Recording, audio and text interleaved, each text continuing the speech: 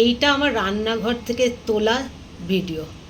আমার পাশের বাড়ির ছাদ, যে ছাদে বৃষ্টি পড়লে আমি ভিডিও করি।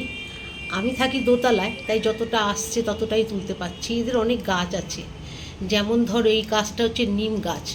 তো নিমের হাওয়াটা আমি সবসময় পাচ্ছি। আমরা সবাই জানি যে নিমের হাওয়া শরীরের জন্য ভালো।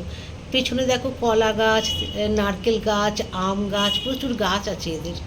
তো আমি এখান থেকে ওই গাছগুলোর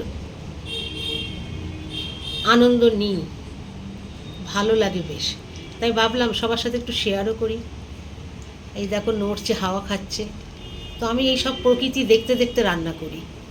অনেকেরই আছে গাছগাছালি দেখতেই পায় না। আমার চোখের জন্য সেটা ভালো। আমরা সবাই জানি চোখের জন্য সবুজ ভালো।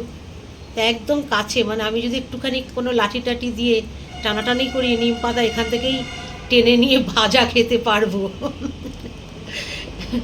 মাঝে মাঝে রোজই ভাবি এটা, একটা আকশি যদি পেতাম, এই গাছটাকে একটু টেনে নিলে কটা নিম পাতা পাড়া হয়ে যেত, আর আমি এখান থেকে নিম বেগুন ভাজা করে খেতে পারতাম।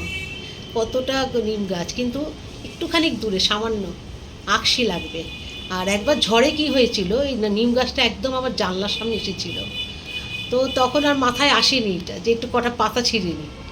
কেন নিম পাতা আমরা কিনে খাই, কি সুন্দর হাওয়ায় নড়ছে দেখো। আহা আহা, হাওয়াটা খুব জোরে দিচ্ছে।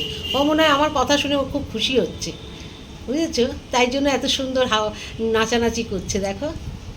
যত কথা বলছি তত ও মনে হয় বুঝতে পারছে। ও বাবা, মাথাটা তো নিচু করে ফেললো একদম। ও মনে হয় বুঝতে পারছে আমার কথাগুলো। কি সুন্দর হাওয়ায় কি সুন্দর নাচ করছে, আমার খুব ভালো লাগে। প্রকৃতি আমার খুব প্রিয়। আমি যেখানেই যাই প্রচুর প্রকৃতির ছবি ভিডিও তুলি, আমার ভালো লাগে। চলো সবাই ভালো থেকো।